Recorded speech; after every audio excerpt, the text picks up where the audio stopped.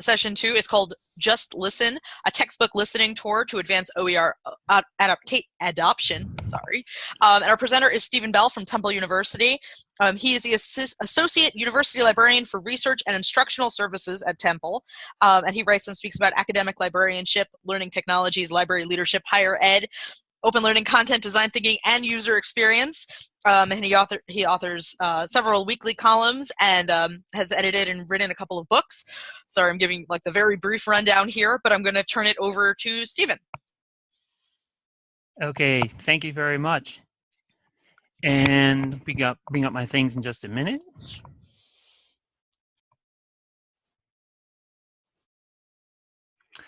And also, just for a second, if we can. Okay, I was going to do a video hello, but we don't have the video camera working today, so that's okay. Maybe we can do a quick video for question and answers if that becomes available.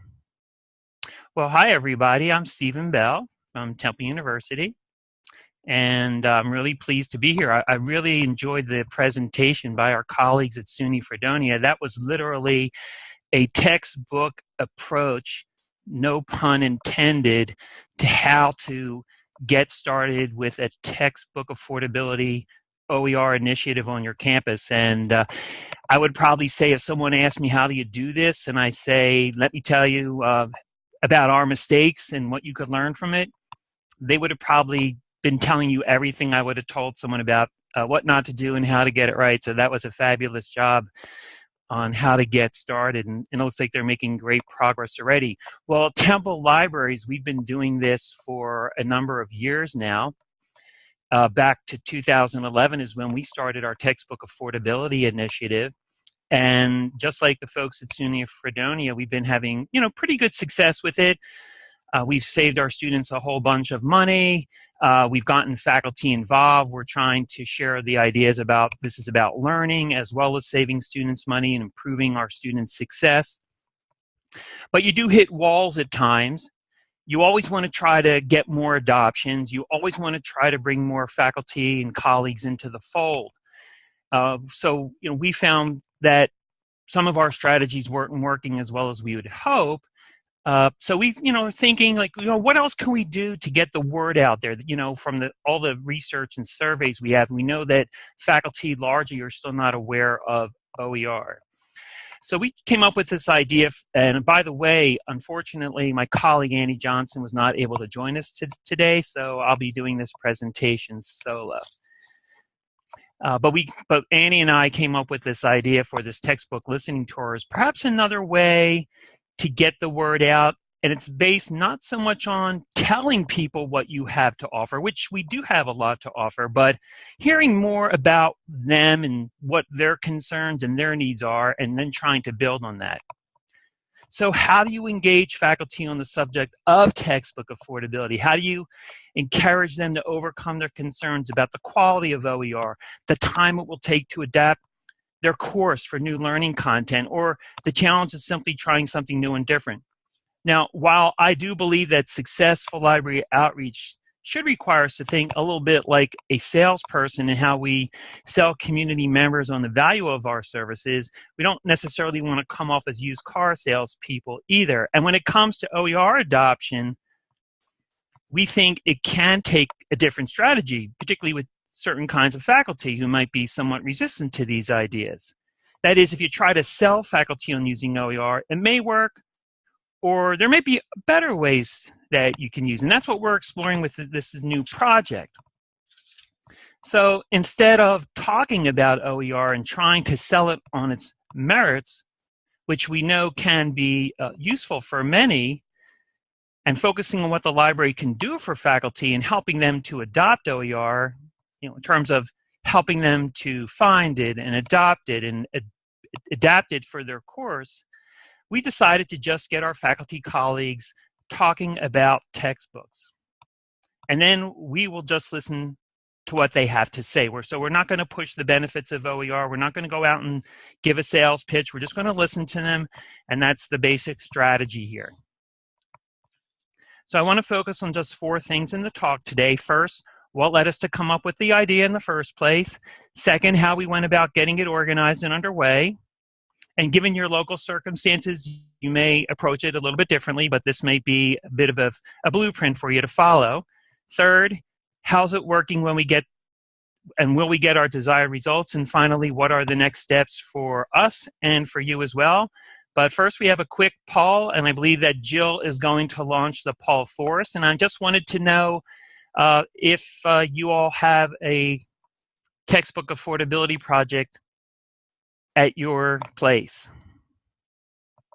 So we're just doing the first one today, and then we'll come back to some of our other polls.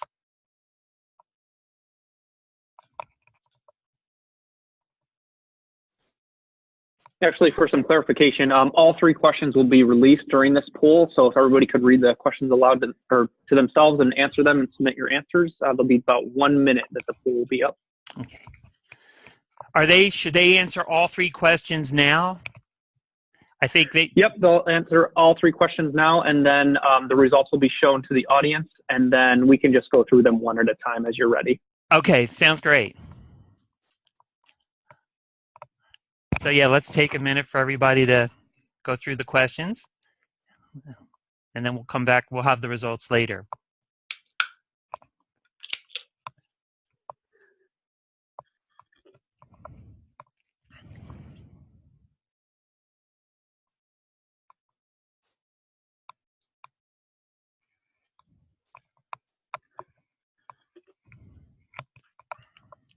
All right, hopefully everybody's had a chance to quickly answer those questions. So Jill, whenever you're ready, if you can bring up the results for the question number 1. Okay, so do you have a poll? So, okay, so most of you are either doing this or planning it, half not yet. So this is a great opportunity for you to learn more about this today. All right, so can we close this for now? And we'll come back and look at the results for poll 2 and then poll 3 later. Great, thank you for participating in the poll.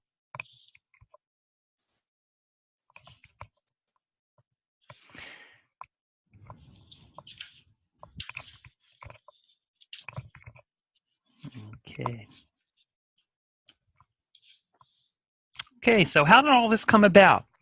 So basically 3 factors that led us to get into the textbook listening tour business.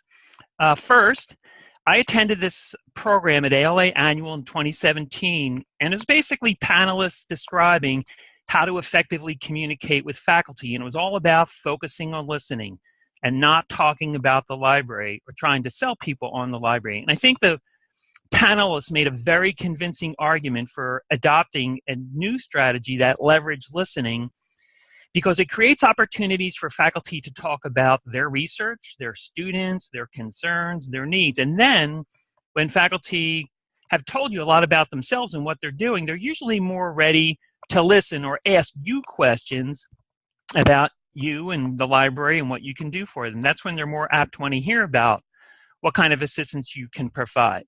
Second, while our textbook affordability project has been effective, you can only reach so many faculty with your initial strategies, and we did want to get more adoptions of open textbooks in some of our large enrollment courses.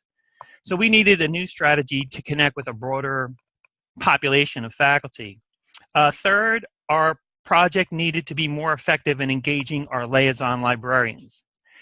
Something beyond just having them alert faculty to new OER or searching for OER. So this was seen as a way that we could get our liaisons more actively involved in going out and conducting these interviews with us. Our dean had spoken to a new provost about our affordability project, and 2 years ago at Temple, we had this really great campus-wide task force, but then we had some turmoil at the top of our organization, and that kind of fell apart. So this is also a way that we're hoping to get this information back to our provost about what's happening on the ground level with textbooks at Temple University, and get back to having our task force activated once again. I think we'll make a lot more progress that way, and you heard that in the prior presentation. It really is great. You will go further together, even though you can go faster alone. Okay, so we're going to have a second poll, and you already took that, so when we could take a look at the results, this is basically asking people about their interaction with faculty. And the majority of you said it's mostly telling them what the library offers, not unexpected, as opposed to some asking them what the library can do for them and then listening. So this may be a strategy that some of you have not yet tried yet. And of course, we always have a smaller minority that are still trying to get together with faculty. So thanks, Jill. We'll close that and move on.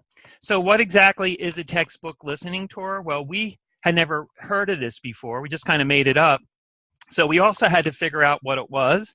And that involved a number of conversations between Annie, me, colleagues, and it came out looking something like this, combining just a couple of ingredients. First, you will expect to have a variety of meetings with different colleagues and collaborators just to discuss strategies, figure out how you're going to kick off your tour, what are the interviews going to look like, who will do what. Add to that, when you finally have your plan in place, well, you will have to do a little bit of traveling, even though there's unfortunately 6 more weeks of winter ahead. You'll probably have to go out into the cold to get to your tour locations, right? And then add to that the listening part. So yeah, a little bit more to that. For example, what are the outcomes that you want to accomplish? How will you plan to achieve them? So I'll tell you a little bit more about how this works. So let's embellish on some of those ingredients. Once we had the idea for the tour, we needed a way to get the word out about it to the administrators who could take action in their schools and their departments to make the connections. So our library dean, who's a member of our Dean's Council, sent out a message that I had composed that asked folks, hey, we're doing this tour. We'd really like to come out and talk about textbooks. Who can we talk to? Help us set up the contacts. And that worked pretty well. We didn't get a response from every single college, but I would say about 80% did respond and give us contacts. Then you'll need to decide if you want to go it alone or organize this as a team activity. And we went with the latter. Our dean really wanted us to create this as an opportunity for collaboration with some of our other academic support colleagues on campus, specifically our Teaching Learning Center and our Undergraduate Affairs for Textbook Undergraduate Affairs Office. And it was really great to bring them into the textbook affordability picture because they didn't really know what we were doing. And this was a great opportunity to get them more connected with it. So we had this team that was Annie and myself, representative from our Teaching and Learning Center, and someone from Undergraduate Academic Affairs. This may or may not work well on your campus, depending on your relationship with the partners, but I would definitely recommend it.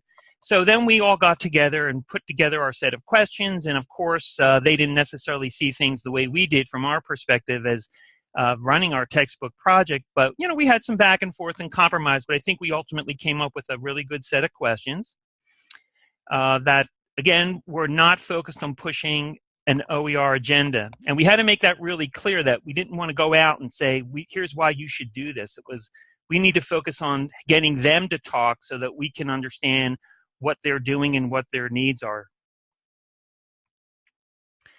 And so at this point, most of the work was accomplished, and then it was a matter of setting up and conducting the interviews and getting all that going. So let's go to the results for that third poll question. When you communicate with faculty about textbook affordability. So let's see. So I got to scroll down a little bit here. Okay, not a surprise. Most of us do one-on-one work with faculty, particularly if we're a liaison librarian. Not too many group meetings, though, so we could do more there. We need more face-to-face meetings, and that's what this textbook listening tour is all about. It's really you want to have these face-to-face meetings with the faculty on campus, and a good number of you are telling me that you're mixing it up with all different types. So that's great to see. And some of you have not yet gotten to that point, but that makes total sense because a number of you earlier on said you didn't have a project or initiative yet. Okay, so thanks, Jill, for sharing that. We'll move ahead.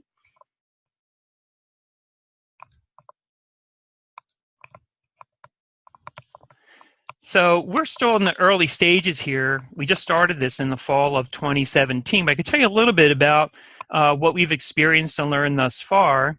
I've just got a couple of interviews under the belt. But it's been an opportunity for us to share a work in progress with you. So even with limited interviews, we can give you a little bit of information here. So first, get your dean or director involved early on in the proceedings. Their support is going to be really important, possibly essential for making those connections with other administrators, other deans, and so on, and getting these administrators on board that will help set up your tour appointments. But again, if you have really strong liaison connections, if you're at a smaller institution, you may not need that step. If you're at a large research one where we are, where there's a lot of silos and walls between units, you got to put those connections in place. You could certainly make this a library-only project, but I would say there's benefit to inviting some academic partners to go out on the tour with you. For one thing, they can help you get administrative support. They can help make those connections. And just like having an institutional OER strategy, it will have more institutional power behind it, not to mention that the non-library colleagues can bring a rather unique perspective to any project that you find yourself working on. It's really good to get those perspectives and see our library stuff through the eyes of our non-library colleagues. Who should you meet with? Should it be the chairs or department heads? Well, should it be everybody who wants to come to the meeting? Or do you select specific faculty to come and be a part of the tour? Well, we started off with few limits. We were basically targeting department heads and faculty that they would want to invite. But then it broadened a little bit. And, if anybody wanted to drop in, if they heard about the meeting, that was okay too. And that's been a bit of an interesting experience. You never know who's going to come in. You might get somebody who sees this thing you're doing about textbook affordability and OER, and they're like, a huge commercial textbook advocate for one reason or another, and they might come in to challenge some of your views. So, you're really putting yourself out there if you're just going to say, hey, anybody can come to the meeting. But, I think the great thing about some of the OER training that a lot of us have had is that we are prepared to answer some of those tough questions. But again, this is about listening. And if someone wants to come in with alternate views, it's really important to hear what they have to say. We talked about how to handle the actual interview. When we're in the room with the faculty or whoever it might be, department chairs, and, there are options, but we decided to have one of our team members do all the question asking and pace the interview. Then anyone else on the team could dive in with a question or a follow-up as needed. And that seemed to work pretty well. Everybody said, yeah, let's just, we think having one person lead the whole thing kept it well organized and on time, because you really want to try to keep these meetings to an hour or so. Faculty are super busy, and you want to make the best use of their time and be thoughtful about their time as well. And it's also good to have a team approach. You can go out and do this by yourself, but if it was just me, I would have found it really hard to do all the listening while I was also doing some of the asking. I would just say that more pairs of ears can help in this situation. Now, we also did ask for permission to record the interviews, and so far everybody was fine with that. Did give us an opportunity if we wanted it to go and review a transcript. Most of us took our notes and we reviewed and reflected on them. I'd recommend doing a debriefing with your team after each tour visit to review what you learned in that conversation, what went right, what went wrong. Do you need to tweak? Would you change your questions? Every tour stop will be a chance to learn something new, and that may lead to a better OER adoption rate at your campus. So we're still early in the process, and I think we're going to meet our goals and achieve our expectations. After the spring semester, we'll review our progress. We'll write a report for our library dean and provost, and then we'll start planning for what comes next. And that's where we get to the next steps for us and for you. Again, even though it's been early in the game, here are some things to think about. Let me give you an important update. We had an interesting development in that just recently we met with our colleagues from the Center for the Advancement of Teaching. and our undergraduate office of academic affairs, and they decided that they didn't need to be at every interview. You know, after they saw how it went, they were like, you know, we trust you. You guys are the experts. You'll get the information we need to get. We might be able to use our time in better ways. And we were fine with that. And we decided that we would just get back to them after we did the interviews, and we would share what we learned, and they would work with us on following up on the reports and the feedback, then working with us at some point on a final report.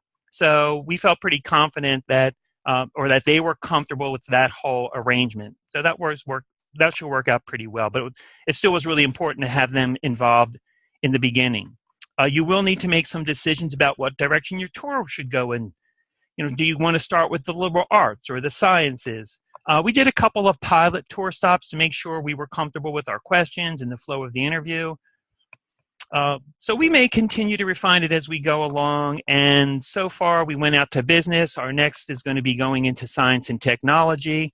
You know, I guess we're trying to look at it from, you know, where are people using the really expensive textbooks so that we can potentially have a bigger impact. And we also hope to get out of this, like SUNY Fredonia is, you know, you just don't always know who is already doing this, who's already using OER, who has already stopped using a textbook. So this is a way we also hope to surface when we get out to the departments, more stories about faculty that are already doing this that we didn't know about, and hopefully find more future allies and textbook affordability champions. So remember that the operative word in the textbook listening tour is listening, which means you need to keep your talking in check, which is not always easy for us to do when we want to tell people about all the great stuff we can do for them, and to avoid wanting to push library resources and services. And believe me, when I was sitting in those interviews, I really had to resist the urge myself to not start talking about, oh, but we can do this, and we were saving students so much money, and this is so great. Let us tell you more.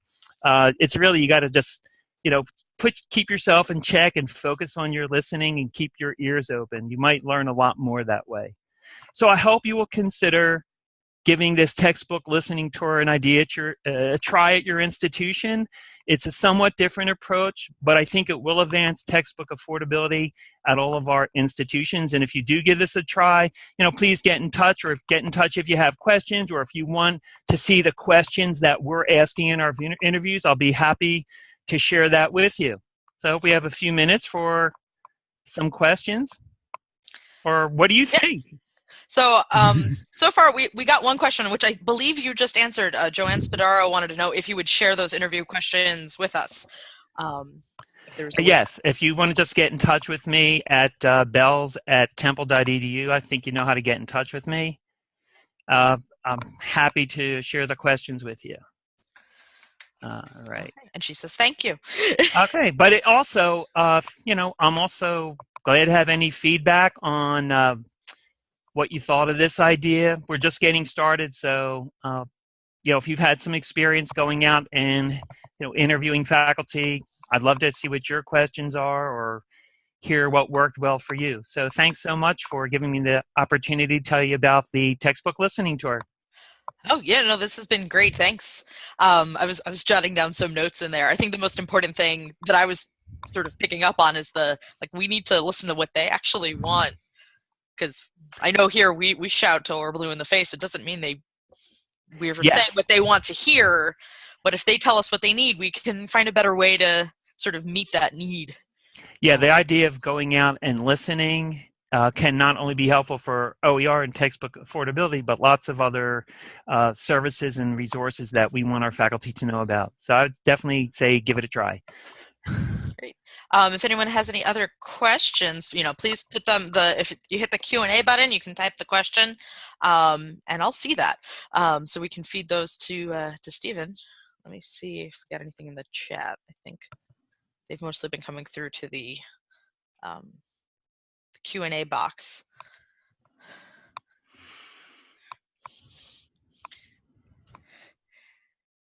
So I'll wait and see if anybody else is typing. If anybody else has any other questions.